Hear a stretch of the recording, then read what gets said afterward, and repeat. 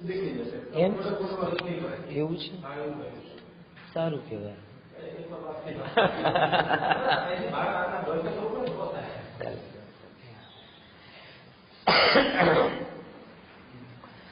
चित्र सामने है 38वीं गाथा का, और जिसमें मुझे बात बतानी है स्वरूप संचेतन. जैसे अब अपन जब कोई विचारते हैं तो कॉमिक्स पढ़ते थे ना, जैसे विचार नहीं आता था, विचार बराबर, एक एक कॉमन कॉमिक्स का रूल होता था. जब कहता था तो ऐसे बनता है और सोचता है तो बबल्स बोट होते हैं, वही पैटर्न है. ये 38वीं गाथा कहने का विषय नहीं, वेदन और विचार का विषय. इतनी सी चीज से इतना अंतर ख्याल में आ जाता. पढ़ी होगी ना दिनेश, मुझे तो बहुत पसंद थी कॉमिक्स पढ़ना. मैं स्पेशली गर्मियों में मामा के यहाँ केवल इसके लिए जाता था क्योंकि उनके यहाँ बहुत सारी कॉमिक्स होती थी.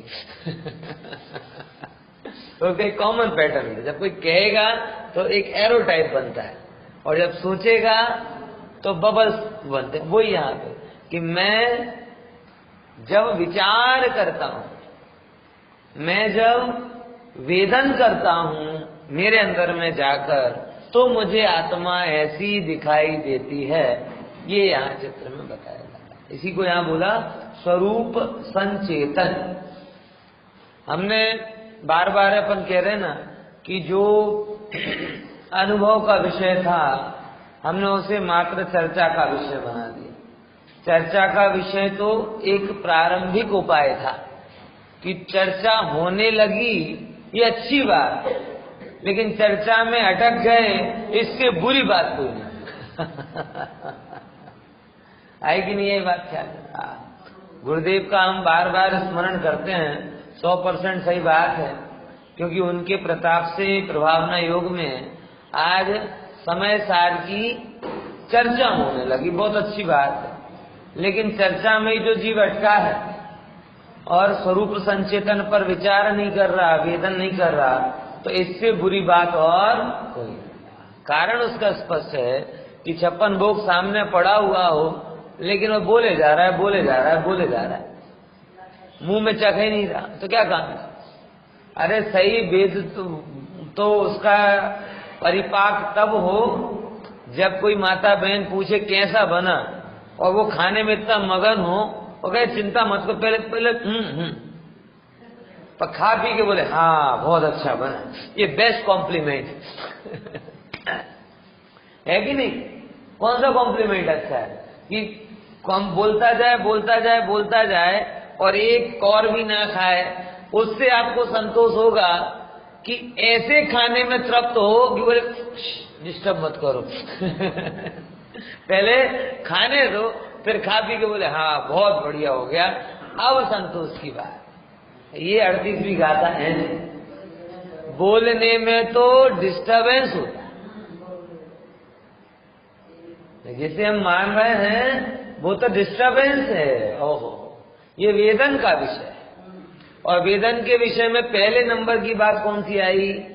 अहमिको, मैं एक. भाई कल भी मैंने 2 एंगल से इसको बताया था, एक वस्तु व्यवस्था के एंगल से और एक अपनी अवस्था के एंगल से. वस्तु व्यवस्था के एंगल से मैं खंड खंड व्यक्तित्व का धनी नहीं हूं, बराबर. मेरे अंदर में कभी बिखराव, कभी टूटन, बिखरन, ये है ही नहीं. एक अलग अलग अवस्थाओं में एक. ये एक तरफ वस्तु व्यवस्था की एक रूपता और दूसरी तरफ अवस्थाओं में विद्यमान एक रूपता, दोनों को समझना जरा. क्या बोला? वस्तु व्यवस्था की एक रूपता, नाना रूप नहीं हूं, अखंड हूं. इसमें मेरी प्रॉपर्टी सेफ हो जाती है.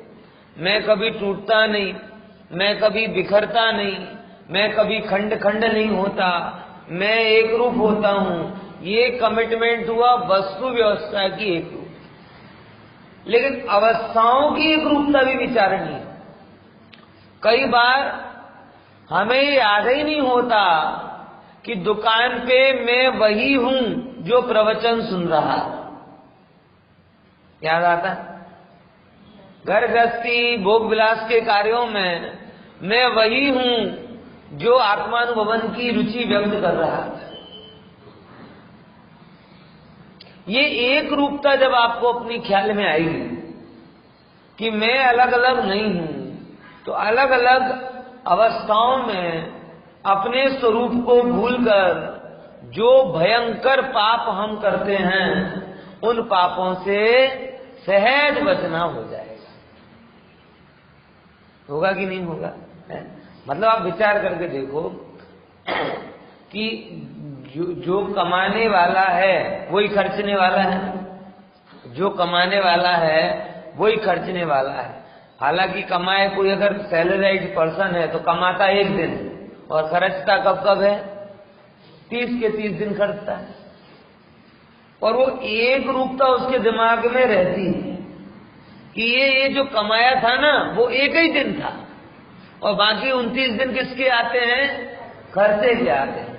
तो एक दिन वो 29 दिन को नियंत्रण करके रखता है। रखता कि नहीं रखता?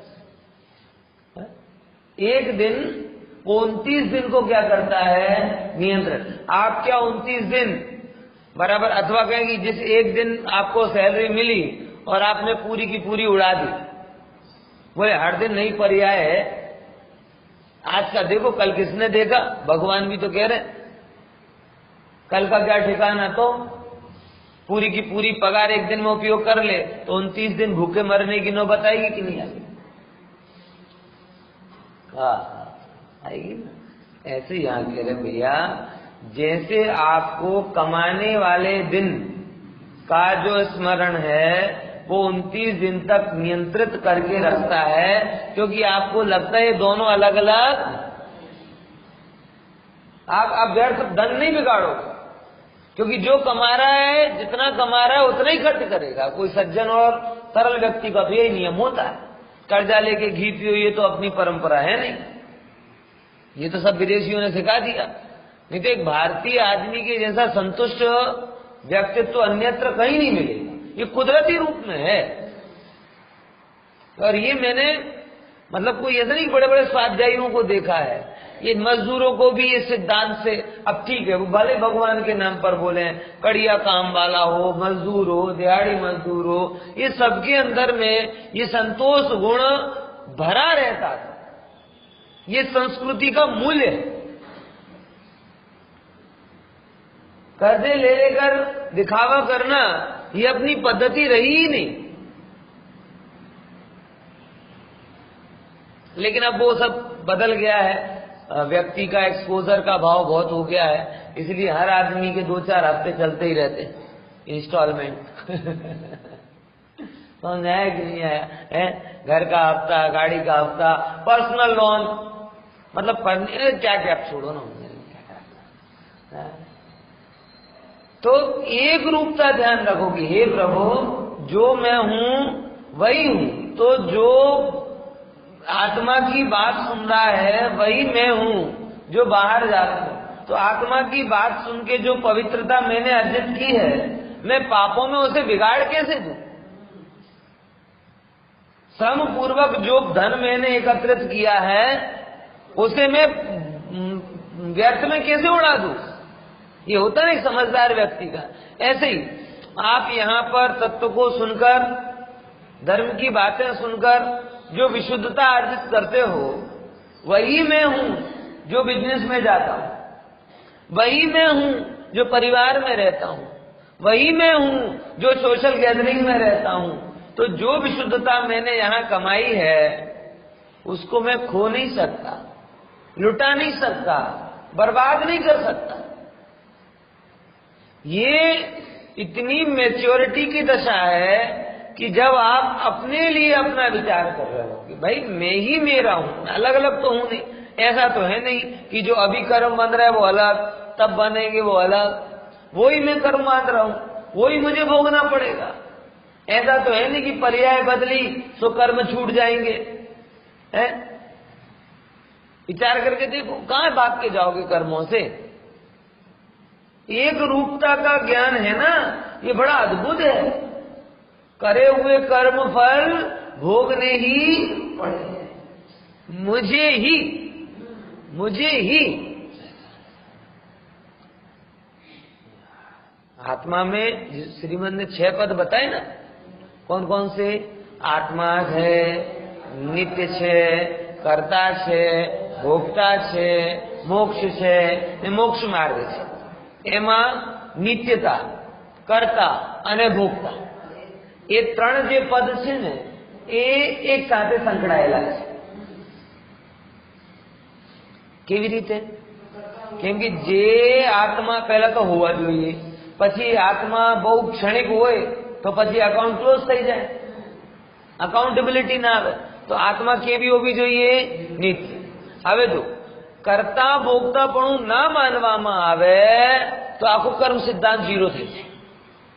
થાય કે નહીં થાય? ફરી આત્મા 0 થઈ ગઈ કઈ, અથવા છે તો બૌદ્ધોની જેમ કેવી માની લઈએ આપણે આત્માને? ક્ષણિક। આ પર્યાયની જેમ ક્ષણિક, જેમ કે આ પર્યાય ક્ષણિક છે ને એમ આત્મા પણ ક્ષણિક થઈ જાય તો શું થશે દિનેશભાઈ? એમ આ પર્યાયનો કર્જા છે એ નેક્સ્ટ પર્યાયમાં કેરી ફોરવર્ડ નહીં થાય ને। પૈસાનો જો કદાચ કોઈ પાસેથી પૈસા લીધેલા હોય તો આ પૈસા રૂપે તો કેરી ફોરવર્ડ નહીં થાય ને, કેમ કે બીજા ક્યાં શોધવા જશો? એટલે તો પછી અન્યાય થઈ ગયો, પર્યાય પૂરી અને બધા કરજો ખતમ। તો લોકો અપઘાત કરી લેશે, શું ફેર પડવાનું? પણ વસ્તુ વ્યવસ્થા શું કહે છે કે ભાઈ આ પર્યાય ક્ષણિક અને તું નિત્ય, બરાબર? અને એ જ નિત્ય આત્મા જે કર્મ કરશે એટલે એ કર્મનો કર્તા બનશે, એ કર્મનો એને ભોગતા બનવું જ પડશે। બની પણ શકે, નહીં પણ શકે એ વાત નથી। હા, એની ખાતરી શેનાથી થાય કે હું એક રૂપમાં એ બંને અવસ્થાઓમાં છું। જે કમાવે છે એ જ વાપરે છે, તો જેટલો કમાવ્યા હો એટલો જ વાપરો। હા, એને કરતા પછી વધારે કરવા જશો તો પ્રભુ હેરાન થશો। હા, એમ અહીં કહે છે પ્રભુ તું તારા ચેતન સ્વભાવ ઉપર દ્રષ્ટિ રાખ। પાપ આદિ વિકાર આદિ પ્રસંગો તો બધાના બને છે, કોના નથી બનતા? પણ જે ભાવના, જે વિશુદ્ધતા, જે દ્રષ્ટિ તત્વ સાંભળતી વખતે થઈ હોય એ ભાવના, એ દ્રષ્ટિ તું યથાવત રાખજે, ભૂલી નહીં જતો। ભૂલશે તો પછતાશે, એમ ભૂલશે તો પછતાશે, ભાઈ પछताશે। ख्याल આવે છે कि नहीं? એટલે और मैं खुद अपने जीवन से बता रहा हूं कि बहुत सारे द्वंद्व है ना, मेरी इस एकता के उससे सुलझ जाते। मतलब अनेक रूप हूं ही नहीं, मैं एक रूप हूं, अलग अलग अवस्थाओं में एक एक रूप हूं, हर दशा में वस्तु व्यवस्था के रूप में तो एक रूप हूं ही, लेकिन अवस्थाओं के प्रवाह के रूप में भी एक हूं। अलग अलग का हूं, अलग अलग जो दिख रहा है वो मैं हूं ही नहीं। एक प्रभु एक। अब आप समझो कि कौन सी चीज महत्वपूर्ण है। हम लोग जब IAS का पढ़ाई करते थे ना तो जनरल नॉलेज का जो भी हमें सिखाता था वो एक बात विचार करके कहता था, कौन सा सब्जेक्ट इंपॉर्टेंट है, बस जानने लायक बात है। इसको निर्णय पेपर पढ़ते थे, पेपर बहुत कंपलसरी होता था जनरल नॉलेज के लिए, तो उसमें एक चीज सिखाई जाती थी, कौन सी? कि इंपॉर्टेंस कौन सी है।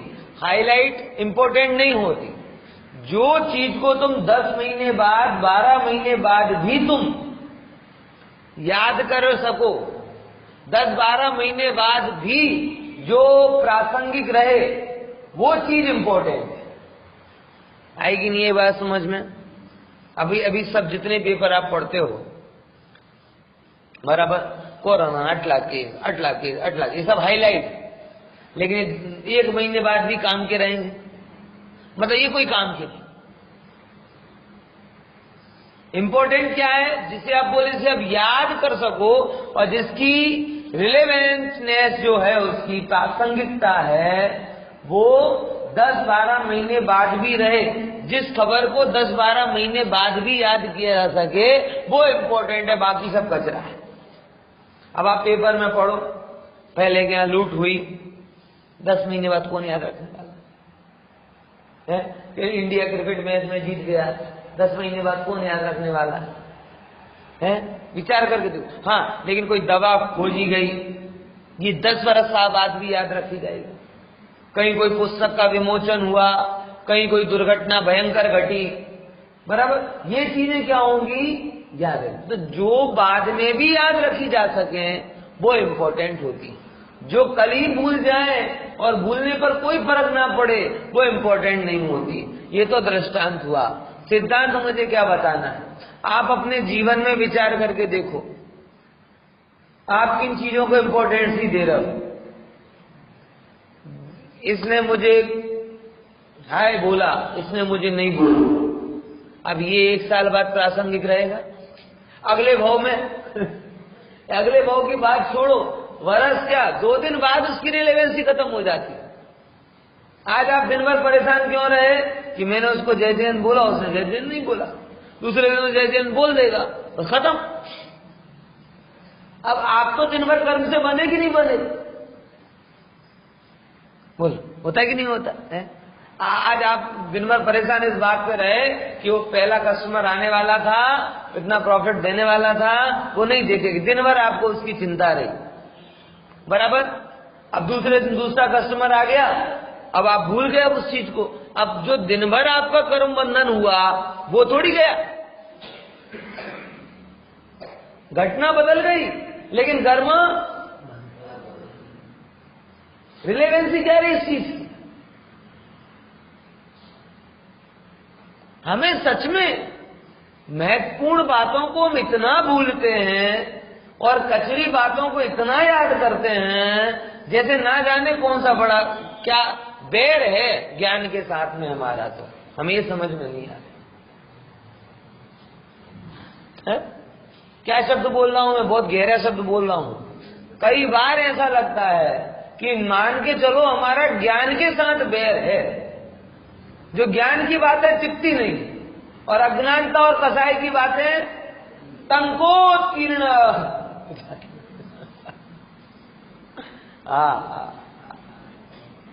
इन बोलते ना, वो जनरल नॉलेज शिक्षा याद रखना कि जो वर्ष बाद भी प्रासंगिक हो, अगले, ऐसे तो जिनवाणी कहती है भव भव की बात, लेकिन कम से कम जो बरस 2 बरस 5 बरस तक जिसकी वैलिडिटी हो, ऐसी बातों पर वजन दो तो अच्छा है। जो बुलबुले की भांति बातें होती हैं उनको तो अपने आप ही मिट जाने दो। तुम एक रूप हो भाई, अलग अलग रूप नहीं हो। ये अलग अलग रूप में बातें तुम्हारी नहीं। समझ में आया? बहुत कुछ में मेरे जीवन में मात्र इसी सिद्धांत के कारण समत्व में रहता हूं, मात्र इसी चीज के कारण। जब कोई आपको निंदा करे तो थोड़ा याद कर लो, अरे प्रशंसा करने वाला भी तो यही था, एक तो कर दो जरा सा, तो आपको निंदा का वजन कम लगेगा, बराबर। यही होता है। हम क्या होते तत्क्षण के मामले में वास्तव में भूल जाए। किसी ने एक बात आपकी नहीं मानी, आपको कुछ नहीं करना, पुरानी चीज के साथ में उसे जोड़ देना, और ये करना है उस अवस्था में भी मैं एक रूप था और इस अवस्था में भी एक रूप। 100 में से 99 बार वो आपके साथ था ना, आपका परिवार वाला, आपका प्रियजन, आपका समाज वाला, आपका पड़ोसी। 99 बार तो होता ना, तो जिसने 99 बार सहायता की वो भी मैं था, और जो एक बार नहीं कर रहा हूं वो भी मैं हूं। तो एक बार को 99 से जोड़ दो ना, अपने आप ही उसका तत्क्षण का इफेक्ट कम हो जाएगा। हो जाएगा कि नहीं? व्यापार में नहीं करते अपन, ઘણી વાર તમારાથી કમાવ્યું છે, એક વાર નહીં કમાય. આવો ડાયલોગ મારે છે વ્યાપારી, પણ મને ખબર છે આવું હોતો નથી. હે, લાભ ના લે એવો વ્યાપાર. પણ એમ વિચારમાં તરત જ એ પણ શું કરે છે, એક રૂપતા લગાડી દે છે ત્યાં કે 10 વાર એનાથી નફો લીધું છે ને, હવે એક વાર ઓછો આવે તો ચાલે, હું ફેર પડવા. आप सोचो, लेकिन हम उल्टा, जब बुराई होती ना तो पूरा कच्चा चिट्ठा, वो क्या लेजर अकाउंट बोलते हैं ना, क्या बोलते हैं, वो पूरा अकाउंट खोल लेते हैं. लेकिन बुराई को खत्म करने के लिए अच्छाई का अकाउंटेंट तो मेंटेन ही नहीं करते.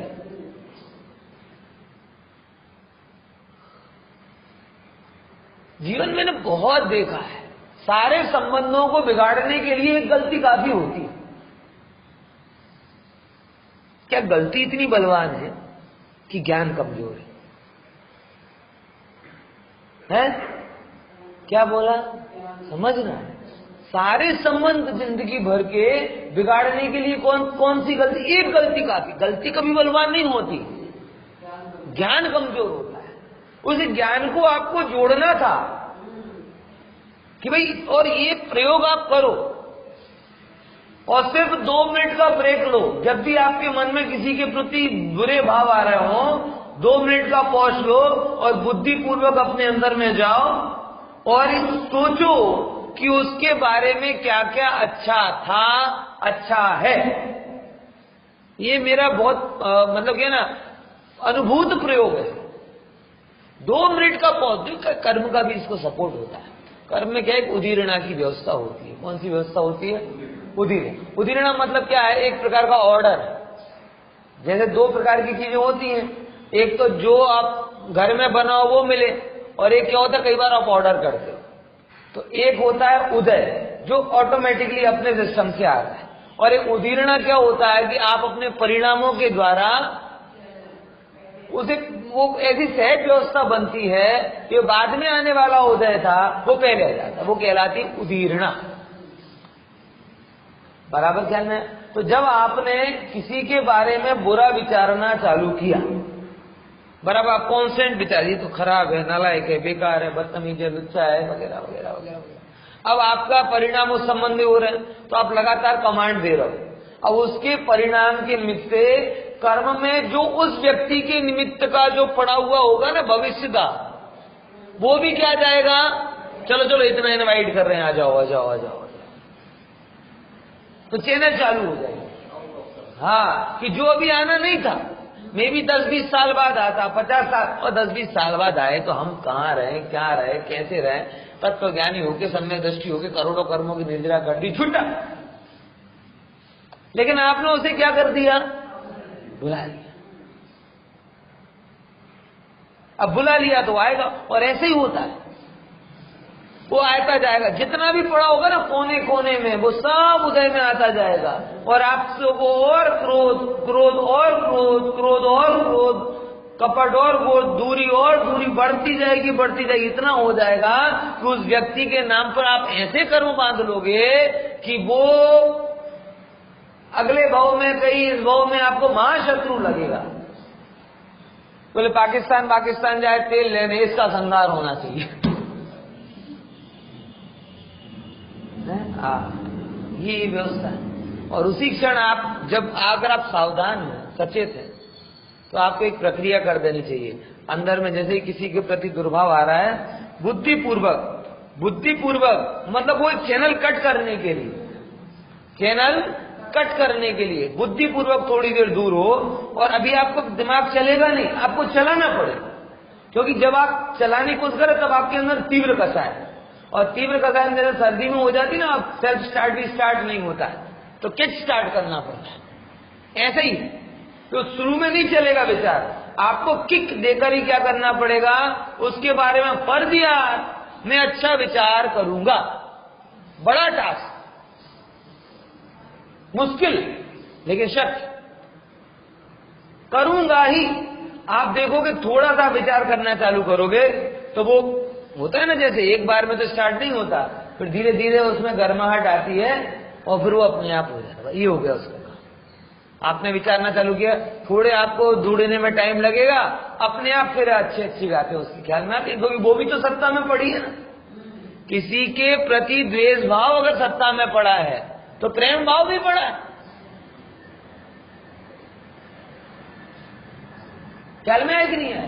द्वेष भाव पड़ा है तो प्रेम भाव भी पड़ा है। तो आप देखो कि अपने आप उन कसायों का इफेक्ट क्षीण होता जाता है। अब ये प्रोसेस करने लायक है कि एक गलती इतनी बलवान नहीं होती, एक गलती इतनी बलवान नहीं होती कि जिसके कारण आप सब चीजें बिगाड़ दो। ज्ञान कमजोर होता है तो हमें जितना प्रयास हम दूसरे की गलती मिटाने में करते हैं उसका आधा प्रयास अपने ज्ञान को निर्मल बनाने में किया होता तो हमें कोई गलत लगता ही नहीं, और उस भावना से इतना पुण्य बनता कि कोई आपके सामने गलत होता ही नहीं, और हो भी जाए तो इतनी पवित्रता होती कि वेद विज्ञान के बल से वो भगवान ही लगता, गलत नहीं लगता। पूरे जीवन के आदि मध्य अंत में पवित्रता फैल जाती।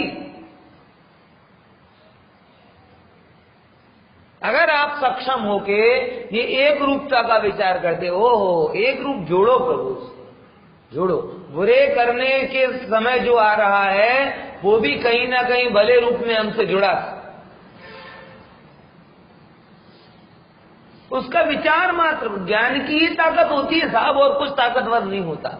आप जैसा ज्ञान करते दुनिया, अब तो मेरा पक्का श्रद्धान हो गया है कि दुनिया कैसी नहीं है, दुनिया वैसी जैसा आप देख जान रहे हो, और कुछ नहीं।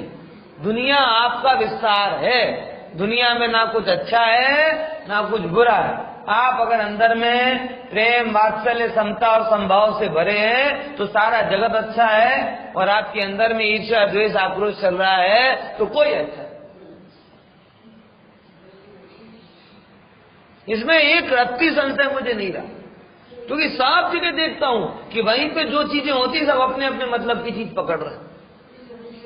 कोई कुछ भी है ही नहीं।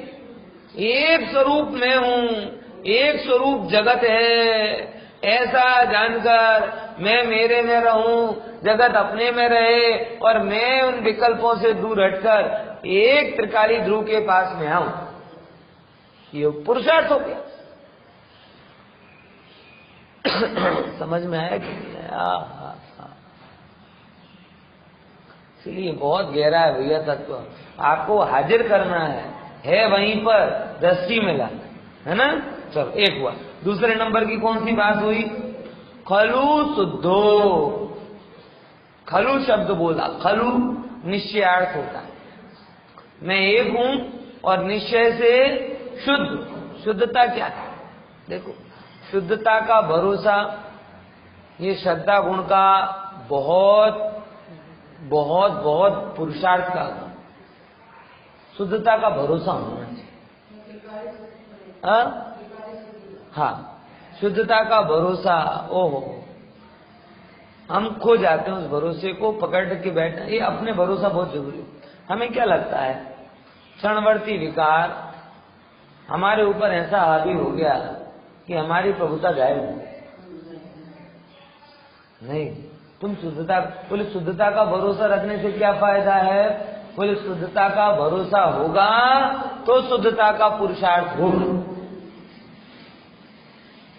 क्या कहा? शुद्धता का भरोसा होगा तो शुद्धता का पुरुषार्थ होगा। शुद्धता का भरोसा ही ना हुआ तो पुरुषार्थ किसका करो? बड़ी सरल सी बात है ना भैया। जिस कपड़े पर भरोसा है कि साफ हो सकता है उसे ही धोया जाता है। जिस पर ये है कि इसमें खून के दाग लग गए, कॉफी चाय के दाग लग गए, ड्राई क्लीन से भी निकलेंगे नहीं, क्या करोगे उस कपड़े को?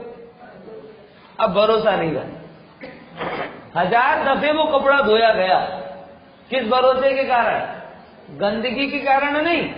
लोग कहते हैं गंदे कपड़े को धो रहे हैं, जबकि ऐसा नहीं है। कपड़े को निर्मल करने के लिए धोया जाता है। बोल, गंदे कपड़े धोए जाते हैं क्या? गंदे कपड़े तो दुनिया में बहुत सारे हैं, सबको क्यों नहीं धोते? जिसमें भरोसा है कि ये निर्मल होगा उसको धोया जाता है। जिसमें ये भरोसा नहीं कि निर्मल नहीं होगा, उसे धोकर क्या करोगे?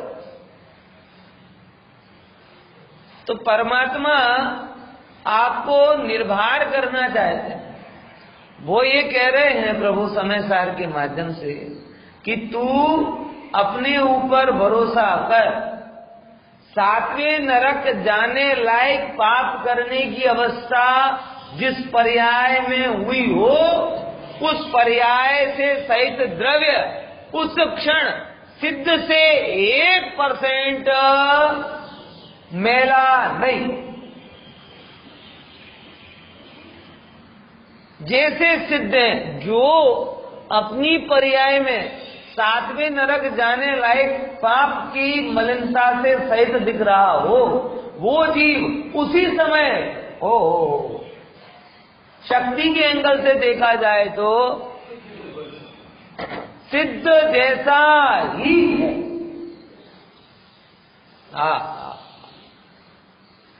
विचार करके देख। हमें तो जरा सा लगता है कि एक गलत काम जीवन में हो गया तो हमारी पूरी लायकात चली गई। अमुक समय जीवन का निकल गया, 2, 5, 10 साल का, धंधे पानी में, घर गृहस्थी में, क्रोध में, कषाय में, भोग में, हमें ऐसा लगता है कि हमारी पूरी लायकात चली गई। नहीं गई तुम्हारी लायकात। वो सबसे जगत में श्रेष्ठ सती है ना, वो स्वभाव जो कहीं पर तुम भले ही कहीं छोड़कर जाओ, लेकिन वो तुम्हें छोड़कर नहीं जाए। समझ में आया? ख्याल में रख दिया। तुमने भले ही आज तक शुद्धता की तरफ दृष्टि ना की हो, लेकिन शुद्धता सर्वसे अधिक आज भी उसी समय वहीं पर विद्यमान है।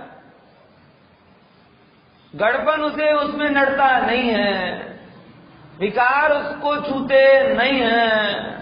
हर दशा में, हर अवस्था में प्रभु तू शुद्ध था, शुद्ध है और शुद्ध ही। जब चाहे तब तू अपने शुद्धता के अकाउंट को एनकैश कर सकता है। तेरी प्रॉपर्टी डूबती नहीं। पिताजी अगर संपत्ति छोड़कर जाएं तो शर्त रखते हैं कि 18 साल के बाद देना, ऐसा करे तो देना, वैसा करे तो देना। अरे स्वभाव की शर्त, इसमें कहीं कुछ गया नहीं।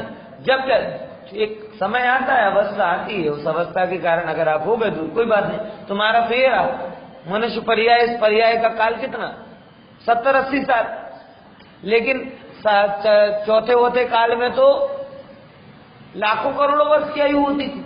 और उसमें प्रसंग आता है कि लाखों लाखों साल तक व्यक्ति धर्म में रुचि ना रखे, लाखों साल तक। कितने साल तक? लाखों साल तक विमुख होवे। अपनी भाषा में कहे ना, बचपन में पाठशाला पढ़ी हो, फिर कार्य क्षेत्र में आया तो उस समय का कार्य क्षेत्र भी लंबा होता था। करोड़ों वर्ष की आयु तो लाखों साल का हो। लाखों साल तक क्या होता रहा? वो धंधे पानी, आजीविका, राजपाट, भोग विलास में पड़ा रहा। और अचानक याद आती कि ओ मैं तो ऐसा हूं, तुरंत छोड़ दिया। शुद्धता में दाग लगा। सुकुमार, कितने सुकुमार, कितने साल तक ऐसे रहे? एक क्षण मुनि के दर्शन किए, ओ मैं तो शुद्ध हूं।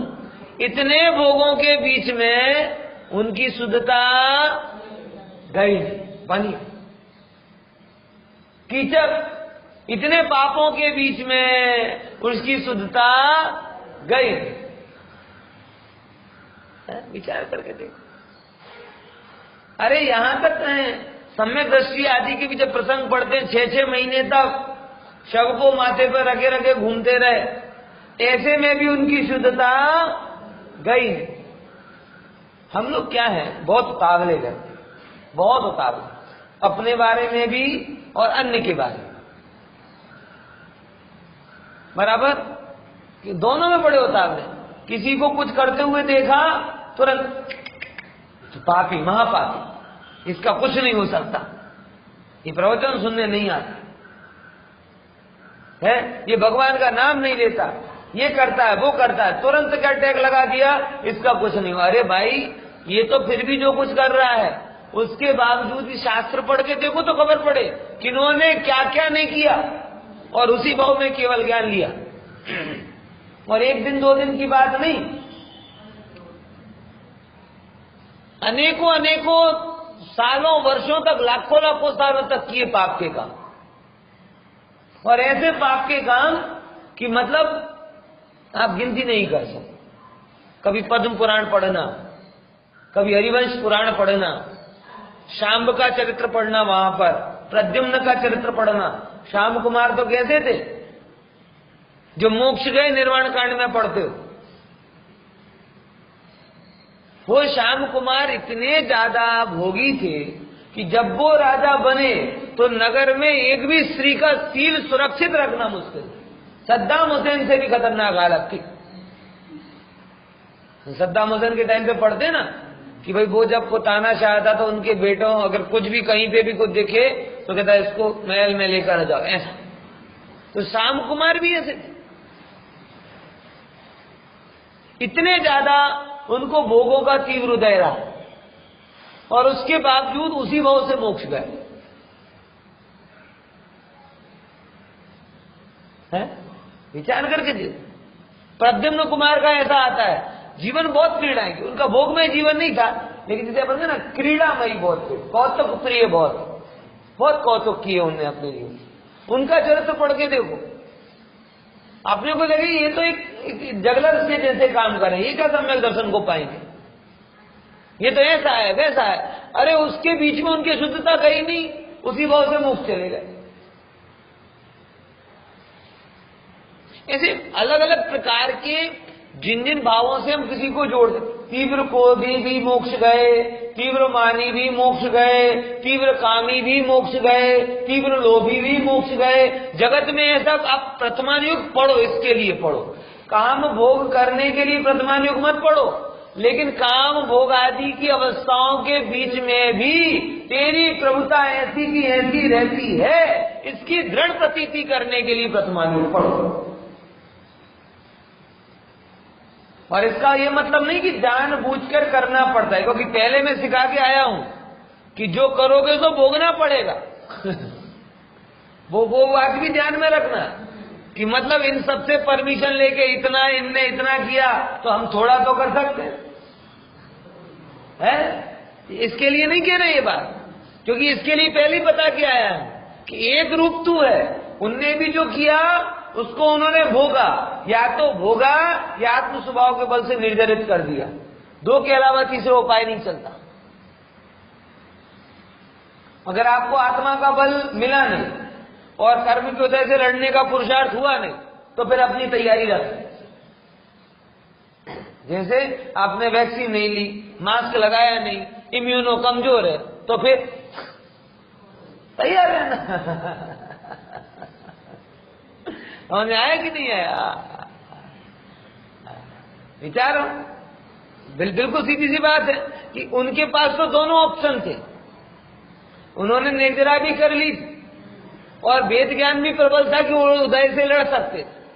हमें अभी आत्मा के बल से निर्जरा की तो ठिकाने नहीं है, और वेद ज्ञान हमारा अगरबत्ती के जैसा है, जो दिखता तो है चल रहा है लेकिन काम नहीं होता। और अगरबत्ती तो फिर भी सुगंध छोड़ती, अपना क्या छोड़ रहा है हमें पता नहीं। बोलना है कि नहीं, इतनी सर्दी हो तब अगरबत्ती की लौ से गर्माहट जाएगी क्या? प्रमाण में ज्वाला होनी चाहिए।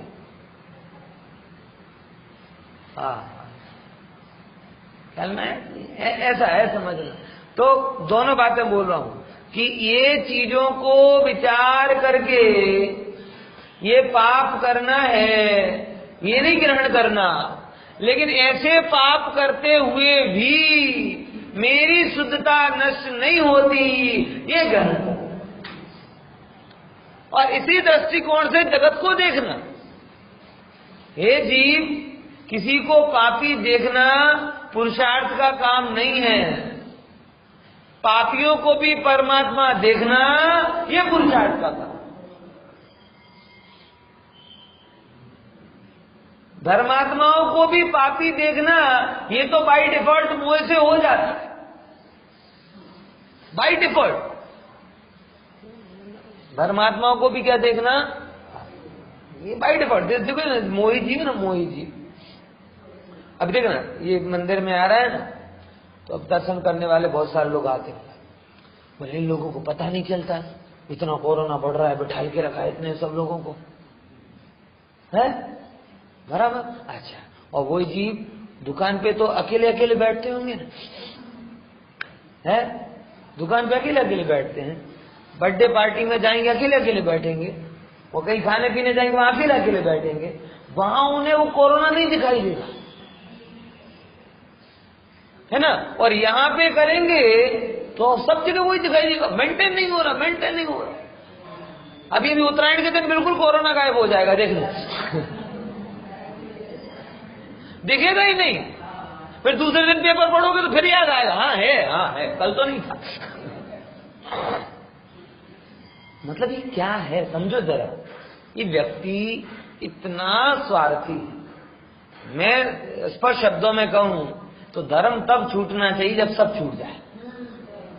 सीधी लॉजिक, क्या बोला, जब सब छूट जाए ना आपका, तब अंतिम छोड़ने। जो ये कहे कि मुझे अपने शरीर की और थोड़ी और पॉजिटिव बात, अपनी मनुष्य पर्याय की इतनी चिंता है कि मैं धंधा पानी छोड़ रहा हूं, अभी मैं मौज मस्ती छोड़ रहा हूं, है अभी मैं ये सबसे मिलना जुलना, तब जाके धर्म छूटे तो ठीक है। बाकी सब डबल उत्साह में चालू। और बाकी कहां दिख रहा है, यहां पे। अभी आप देखना उत्तरायण पे क्या क्या नाटक नौटंकियां होती हैं, छतों पर गरबा होगा, खाना होगा, मिलना, तब कोरोना गायब। किसी को कुछ नहीं दिखाई, मास्क भी नहीं दिखाई देंगे, हाथ चढ़े ना પછી બૂમ બરાટો ઓછા થાય ને, આ ડિસ્ટન્સિંગ તો એટલી સરસ મેન્ટેન થશે ને ત્યાં। આજો એટલે આ જીવની હું સોચની વાત કરું છું, વિચાર તો એટલે કહું ને, ધર્માત્માઓને પણ અજ્ઞાની જોવું, એ માટે મોહ ઇનફ। તમને બીજું કઈ કરવાની જરૂર નથી। તમે મોહથી વિચારશો ને તો જગતના બધા ધર્માત્મા ઉપર તમે ચોકડી, આ વ્રતી છે પણ જ્ઞાની નથી, આ જ્ઞાની છે પણ કઈ કરતો નથી, આ દાન આપે છે પણ માન લે છે, પેલું આમ કરે છે, सब जगह क्या दिखाई देगा, है? और इसमें कोई मास्टरी की डिग्री नहीं है। मोह की मास्टर डिग्री जो आपके पास है ना, उससे सब काम इजीली हो रहा है। लेकिन ज्ञान की प्राथमिक डिग्री ये कहती है, मोह की मास्टरी तो आपने देख ली, ज्ञान की प्राथमिक डिग्री, अगर आप ज्ञान में प्राथमिक लेवल पर भी हो तो आपको पापियों में परमात्मा देखने का अभ्यास करना चाहिए। धर्मात्माओं में पाप देखने का काम तो मोह से हो ही रहा है, लेकिन पापियों को भी धर्मात्मा देखने का काम ये ज्ञान से हो। ये खलु शुद्धो, कौन सा शुद्ध है, हर आत्मा अपने अपने रूप में शुद्ध है। ओहो, पापों के बीच में प्रभुता नहीं जाती, भोगों के बीच में भी प्रभुता नहीं जाती, राग द्वेष के प्रसंगों के बीच में भी प्रभुता नहीं जाती, बूढ़े बीमार बचपने में भी प्रभुता नहीं जाती। सब जगह तेरी प्रभुता, तेरे पास ही, क्योंकि शुद्धता तेरा स्वभाव है, अशुद्धता विभाव है। अरे जीव को अशुद्धता आती है और अशुद्धता जाती है, शुद्धता तो आती ही नहीं तो जाएगी। गेस्ट तो अशुद्धता है, शुद्धता तो होश। लेकिन इतने ज्यादा गेस्ट आ गए कि हम ही भूल गए कि होश कौन। ये होता है ना, घर में 10 लोग हों और एक गेस्ट आ जाए तो पूरा घर का पूरा सिस्टम किसके हिसाब से चलता है, ये गेस्ट के हिसाब से चलने लगता है।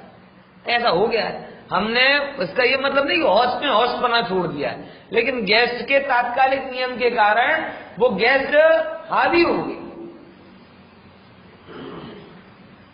समझ में आएगी?